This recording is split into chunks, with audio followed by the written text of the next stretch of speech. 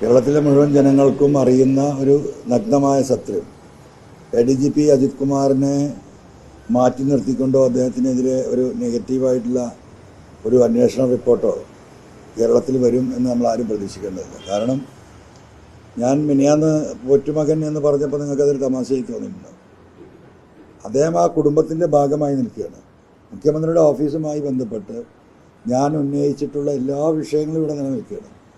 അതിലൊന്നും ഒരു സത്യസന്ധമായിട്ടുള്ള ഒരു അന്വേഷണം നടന്നിട്ടില്ല.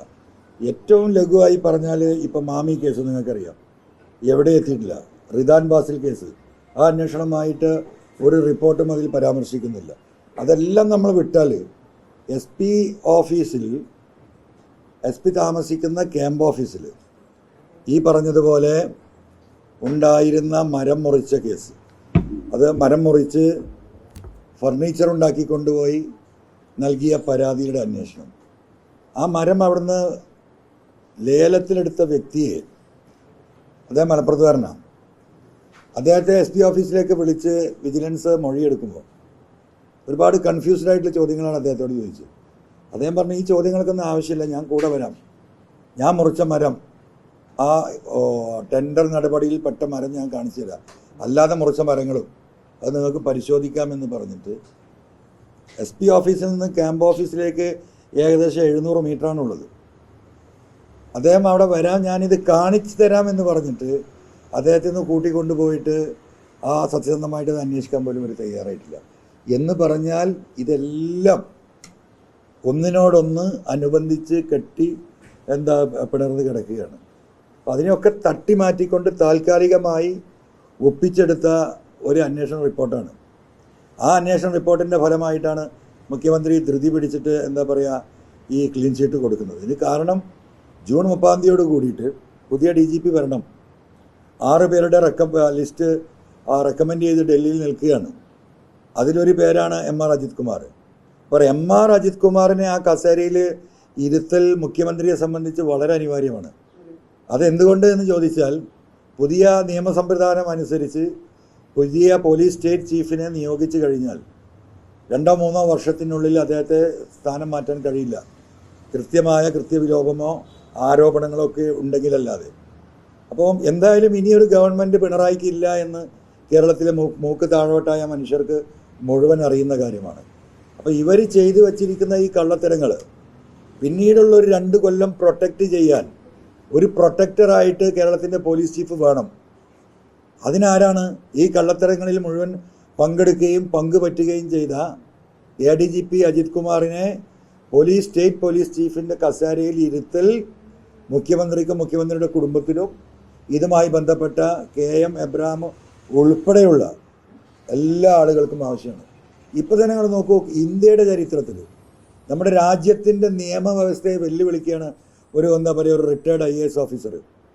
കേരളത്തിൻ്റെ ബഹുമാനപ്പെട്ട ഹൈക്കോടതി ഒരു അന്വേഷണത്തിന് ഉത്തരവിട്ടപ്പോൾ ആ അന്വേഷണത്തിനെ പൊതുമധ്യത്തിൽ പത്രക്കാരോട് വെല്ലുവിളിക്കുകയാണ്.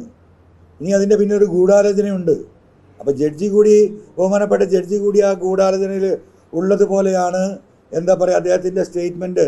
അത് കേൾക്കുമ്പോൾ നമ്മളത് മനസ്സിലാക്കുമ്പോൾ 2-3 ആളുകൾ കൂടി ഗൂഢാലോചന നടത്തി കോടതിയെ തെറ്റിദ്ധരിപ്പിക്കുകയും കോടതിയുടെ ഒരു സഹായത്തോടു കൂടി അദ്ദേഹത്തിനെതിരെ ഒരു CBI അന്വേഷണത്തിന് ഉത്തരവിട്ടു. അദ്ദേഹം മഹാത്മാഗാന്ധിയുടെ പേരക്കുട്ടിയാണ് എന്നാണ് പറയുന്നത്. ഇന്നലേക്ക് വരുന്ന വാർത്തകൾ നിങ്ങൾ കാണുന്നുണ്ട്.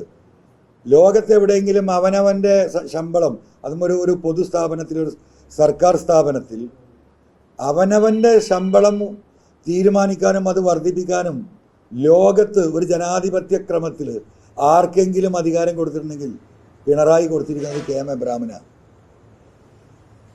ഇതൊക്കെ വളരെ ക്ലിയർ അല്ലേ? അപ്പോൾ ഈ പറയുന്ന വളർത്തുമക്കളും പോറ്റുമക്കളും മരുമക്കളും എല്ലാം കൂടിയിട്ടുള്ള പിണറായിയുടെ കുടുംബം അങ്ങനെ കുറച്ച് വിശാലമായിരിക്കുക. നമ്പേഴ്സ് ഓഫ് ഫാമിലി മെമ്പേഴ്സ് വർദ്ധിച്ചു വന്നിരിക്കുക. ഇനിയിപ്പോൾ ആരൊക്കെ അതിലേക്ക് ആഡ് ഓൺ ആകും എന്നുള്ളത് ഇനി വരാനിരിക്കുന്ന ദിവസങ്ങളെ നമുക്ക് കാണാൻ കഴിയുള്ളൂ. അപ്പോൾ ADGP അജിത് കുമാറിന് ക്ലീൻ ചീറ്റ് കൊടുക്കാതിരിക്കുക എന്നത് പിണറായി സംബന്ധിച്ച് വരാനിരിക്കുന്ന നെക്സ്റ്റ് ഗവൺമെൻറ്റിൽ അദ്ദേഹത്തിനെ സംരക്ഷിച്ച് നിർത്തുക എന്ന ഭാരിച്ച ഉത്തരവാദിത്വം അജിത് കുമാറിൽ ഏൽപ്പിച്ചുകൊണ്ടാണ് ഈ ക്ലീൻ ഷീറ്റുകൾ മുഴുവൻ കൊടുക്കപ്പെടുന്നത്. അത് കേരളത്തിലെ ജനങ്ങളെ സംബന്ധിച്ച് ജനങ്ങളിതിൽ നിസ്സഹായരാണ്. കേന്ദ്ര ഏജൻസികളുമായിട്ടുള്ള BJPയും RSSുമായിട്ടുള്ള ഇവരുടെ ബന്ധം, അന്വേഷണ ഏജൻസികൾ കേരളവുമായിട്ട് ഇവരുണ്ടാക്കിയിട്ടുള്ള അധാർമിക രാഷ്ട്രീയ ബന്ധം, ഇതൊന്നും നീതി ലഭ്യമാകാൻ, കേരളത്തിലെ ജനങ്ങൾ ആഗ്രഹിക്കുന്ന നീതി ലഭിക്കാൻ കേരളത്തിൽ ഒരു സാധ്യതയും ഇല്ലാത്ത കാലഘട്ടം. അത് ഇനി കേരളത്തിലെ ജനങ്ങളെ സംബന്ധിച്ച് വോട്ടിങ്ങിലൂടെ ജനകീയ കോടതിയിൽ മാത്രമേ പിണറായിക്കെതിരെ തിരിച്ചടിക്കാൻ സാധിക്കൂ. അത് കൃത്യമായിട്ട് വരാനിരിക്കുന്ന എല്ലാ തെരഞ്ഞെടുപ്പിലും ഉണ്ടാകും. നിലമ്പൂരിൽ ഈ പറയുന്ന ഉപതെരഞ്ഞെടുപ്പിൽ അതിൻ്റെ കൃത്യമായ ചൂണ്ടുപലകയായി നിലമ്പൂർ ഇലക്ഷൻ മാറും.